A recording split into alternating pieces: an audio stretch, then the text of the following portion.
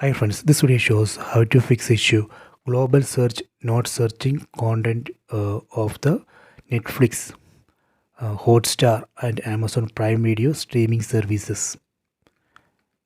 I will show you how to fix that. Go to settings. Select settings icon from top right corner. Go to accounts and profiles. Set one Google TV account. Let me set this account Anna. Here you can see the profile settings. Select your services. Here you can see list of streaming services. See, right now I haven't attached these streaming services to Google TV profile. That is the issue. So I need to attach this Prime Video, Hotstar and Netflix streaming services to Google TV profile. Let me attach. Let me enable. Done.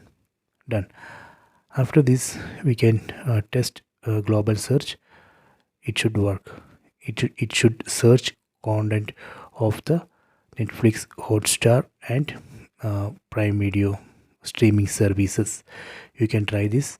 I hope you have enjoyed this video. Please subscribe this channel. Please like and share the video.